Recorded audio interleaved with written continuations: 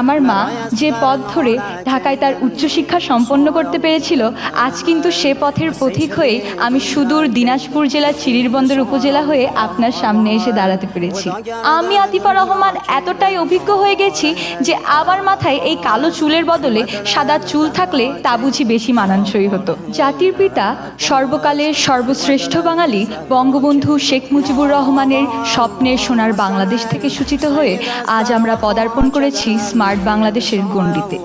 এক্ষেত্রে গণ্ডি শব্দটির যথার্থ সার্থকতা অবনিহিত রয়েছে এর বিশাল বিস্তৃতি প্রকাশের ভঙ্গিমায়, এবং এই সার্থকতার একান্ত কর্তৃত্ব হিসেবে রয়েছি আমরা, অর্থাৎ দেশের তরুণ প্রজন্ম।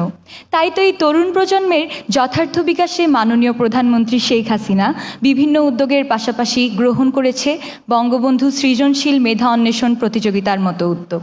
আমি আতিফা রহমান, দশম শ্রেণীর একজন অতি সাধারণ শিক্ষার্থী, যার সৃজনশীল মেধা অন্বেষণ প্রতিযোগিতার যাত্রা শুরু হয়েছিল দিনাজপুর জেলার চিরিরবন্দর উপজেলার Amenabaki residential model school and college হতে। আজ অতি বিস্ময়ের সাথে নিজেকে আবিষ্কার করতে পেরেছি লক্ষাধিক শিক্ষার্থীর মধ্য হতে বাছাইকৃত দেশের 15 জন দলভুক্ত সেরা মেধাবীদের মধ্যে।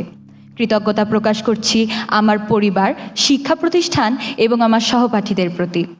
এই প্রতিযোগিতার পর হুটহাট করেই মনে হচ্ছে আমি আতিফা রহমান এতটাই অভিজ্ঞ হয়ে গেছি যে আমার মাথায় এই কালো চুলের বদলে সাদা চুল থাকলে তা বুঝি বেশি মানানসই হতো।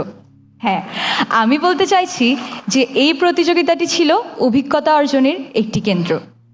মাননীয় প্রধানমন্ত্রী, আজ আমি আপনাকে আমার জননীর একটি ক্ষুদ্র স্মৃতি হতে বিচরণ করাতে ইচ্ছুক, যা স্থান নিয়েছিল আজ থেকে ঠিক 26 বছর আগে, যেদিন আপনি বিশ্বের 11তম এবং দক্ষিণ এশিয়ার 6ষ্ঠ দীর্ঘতম সেতু হিসেবে বঙ্গবন্ধু বহুমুখী সেতুটি জনসাধারণের জন্য উন্মুক্ত করে দিলেন। মাননীয় প্রধানমন্ত্রী, আমার মা যখন কিশোরী ছিলেন তখন তিনি উত্তরবঙ্গের গাইবান্ধা হতে খুব দুর্বিষহ পথ অতিক্রম করে অনিরাপত্তার সহিত ঢাকায় উচ্চশিক্ষা গ্রহণ করতেন, কিন্তু আপনি এই আমাদের কষ্টের সুন্দর সমাপ্তি ঘোষণা করেছেন বঙ্গবন্ধু বহুমুখী সেতু জনসাধারণের জন্য উন্মুক্ত করে দিয়ে। মাননীয় প্রধানমন্ত্রী, আমার মা যে পথ ধরে ঢাকায় তার উচ্চশিক্ষা সম্পন্ন করতে পেরেছিল, আজ কিন্তু সে পথের পথিক হয়ে আমি সুদূর দিনাজপুর জেলার চিরিরবন্দর উপজেলা হয়ে আপনার সামনে এসে দাঁড়াতে পেরেছি। ধন্যবাদ আপনাকে।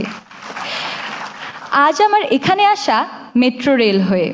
তাই মেট্রো রেল চলার মধ্যে আমি যে বিস্ময়কর অনুভূতিটি প্রকাশ করতে চাই তা হলো, মেট্রো রেল চলার সময় যে শাঁসা শব্দটি করে তা মূলত আমাদের দেশের যোগাযোগ ব্যবস্থার উন্নতির সাপেক্ষে জনগণের স্বস্তির নিঃশ্বাসটি প্রতিফলিত করে।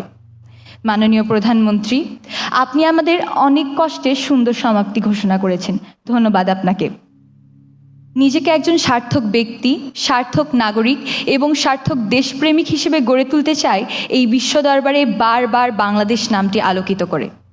আজ আমি মাননীয় প্রধানমন্ত্রী শেখ হাসিনা সহ সারা বাংলাদেশের সামনে আমাদের তরুণ প্রজন্মের পক্ষ থেকে এই বলে প্রতিজ্ঞাবদ্ধ হলাম যে আমরা নিজেদের বাঙালি জাতির পিতার সার্থক সন্তান হিসেবে গড়ে তুলব।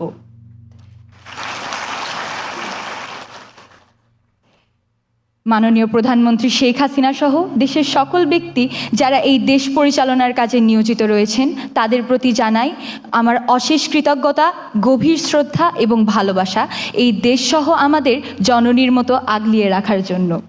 পরিশেষে আগুনের সূক্ষ্ম শিখায়, অবিরাজমান অন্ধকারের ছায়ায়, আপোষহীন প্রজ্বলিত ঐক্যের সংহায় তুমি দেখবে চির অবিরাম আমায়। ধন্যবাদ সকলকে। জয় বাংলা, জয় বঙ্গবন্ধু, বাংলাদেশ চিরজীবী হোক।